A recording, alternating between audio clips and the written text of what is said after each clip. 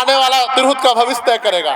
तिरहुत की वो बात करेगा, वही तिरहुत पे राज करेगा। तिरहुत की वो केंद्र बिंदु बनाने आए हैं जो आने वाले समय में बच्चा कहता है कि सीतामढ़ी, शिवहर, मुजफ्फरपुर, वैशाली में हम लोग बट के रह गए हैं। जिस दिन तिरहुत एक हो गया, तिरहुत एकजुट हो गया, तो सारे नेताओं को आईना दिखा देगा कि आने वाला समय में अगर आप काम नहीं करेंगे तो आपको पढ़े लिखे मतदाता आपको यहाँ से खदेड़ देंगे।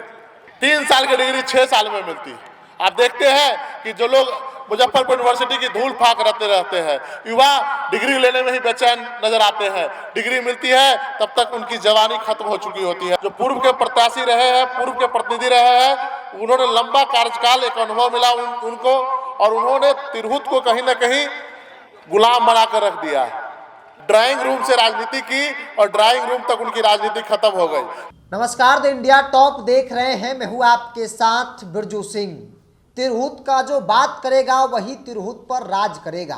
तिरहुत का बेटा ही तिरहुत पर राज करेगा। इस तरह की बातों की चर्चा तिरहुत के अलग अलग गांवों में, खास तौर पर युवाओं में चर्चा का केंद्र बना हुआ है, क्योंकि तिरहुत में स्नातक उपचुनाव होने वाले हैं और इन चुनाव से पहले पार्टियां ने उम्मीदवार तो दे दी है, लेकिन पार्टी के पास अपना कार्यकर्ता उनको साथ देने को तैयार नहीं है। उसके पीछे का कारण है कि लोकल कैंडिडेट नहीं होना है। एक आम चर्चा हो रही है कि हर बार पार्टियां बाहरी लोगों को यहां लाकर खड़ा कर देती है और नेता चुनाव जीत जाते हैं। जीतने के बाद फिर वो कभी मुड़कर तिरहुत और उनके विकास पर नजर नहीं डालते हैं, और यही कारण है कि तिरहुत का विकास अब तक नहीं हो पाया है। लेकिन एक व्यक्ति जो तिरहुत का रहने वाला है, निर्दलीय कैंडिडेट है, वो नीतीश कुमार और तेजस्वी यादव पर भारी पड़ गया है। बात हम कर रहे हैं निर्दलीय उम्मीदवार राकेश रोशन की।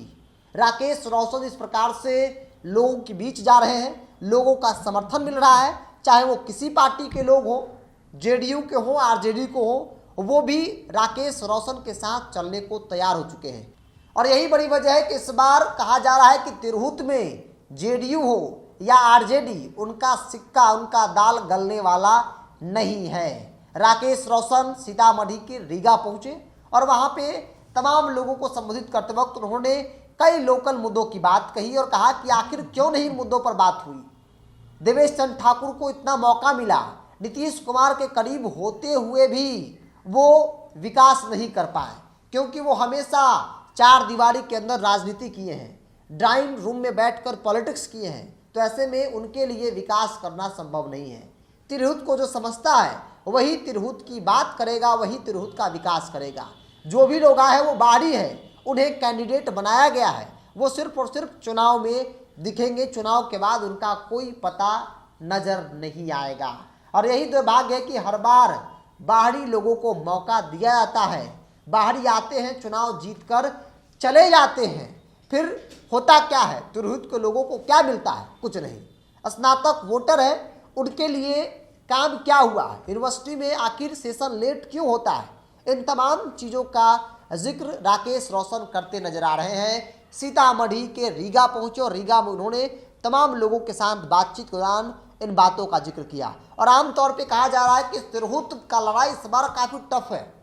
जेडीयू की सेटिंग थी, लेकिन जेडीयू कॉन्फिडेंस के साथ ये नहीं कह सकती है कि तिरहुत हम जीत रहे हैं, क्योंकि जो वहाँ की लड़ाई है बाहरी और भीतरी की लड़ाई है। लोगों के जहन पर इस बात की चर्चा हो रही है कि आखिर बाहरी लोगों को हर बार मौका हम क्यों दें, क्यों ना हम तिरहुत के विकास के लिए तिरहुत के बेटा को वोट करें, ताकि तिरहुत को वो समझता है और तिरहुत का विकास वही कर सकता है। जो व्यक्ति तिरहुत को नहीं समझता है वो विकास क्या करेगा, वो चुनाव जीत जाने के बाद फिर गायब हो जाएगा।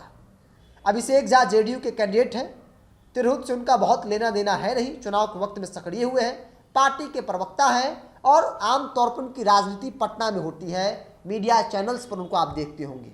लेकिन पार्टी ने उन्हें कैंडिडेट बनाया है तो ज़रूर वो तिरहुत के अलग अलग क्षेत्रों में नजर आ रहे हैं। लेकिन राकेश रोशन तिरहुत के रहने वाले हैं और इसीलिए चर्चा हो रही है कि राकेश रोशन एक अकेला युवा, नीतीश कुमार, एनडीए की सरकार, तेजस्वी यादव, महागठबंधन, इंडिया गठबंधन पर अकेला भारी पड़ गया है।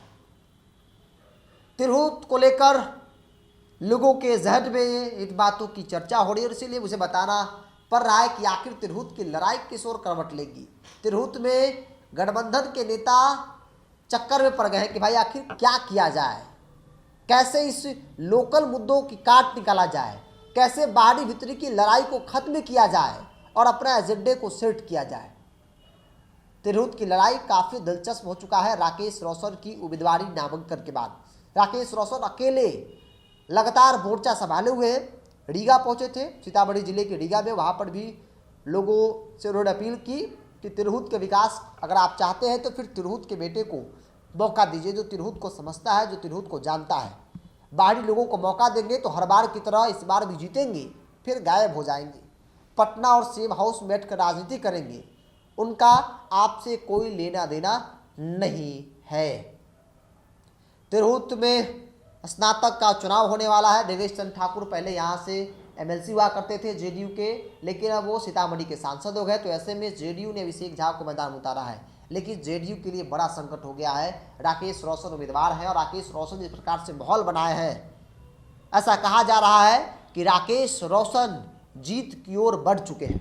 हालांकि अभी समय है, राकेश रोशन लगातार जनसंपर्क कर रहे हैं, अकेले हैं। दूसरी ओर नीतीश कुमार की पूरी सरकार, सिस्टम, मंत्री सभी लोग लगे हुए हैं ताकि जेडीयू को जीत दिलाया सके। लेकिन एक बड़ी बात यह है कि जेडीयू, आरजेडी ने अपना कैंडिडेट तो दे दिया है, लेकिन उस कैंडिडेट के साथ लोकल स्तर पर कोई कार्यकर्ता नजर नहीं आ रहा है, क्योंकि कार्यकर्ता नाराज है।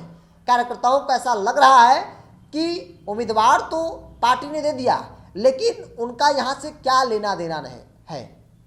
वो सिर्फ चुनाव के वक्त दिखते हैं। क्या कार्यकर्ताओं में कोई उस लायक नहीं था ताकि उन्हें उम्मीदवार बनाया जा सके? इन बातों की भी चर्चा हो रही है। बहरहाल चुनाव होंगे, वोटिंग होगी, परिणाम आएंगे, सब कुछ पता चल जाएगा कि आखिर हुआ क्या। तिरहुत में जो माहौल बना वैसा हुआ या फिर कुछ अलग हुआ। आप अपनी राय को कमेंट्स बॉक्स में रखिए। अगर आप मेरे चैनल को यूट्यूब पर देख रहे हैं तो सब्सक्राइब कर लीजिए, फेसबुक पर देख रहे हैं तो पेज को लाइक और फॉलो कर लीजिए।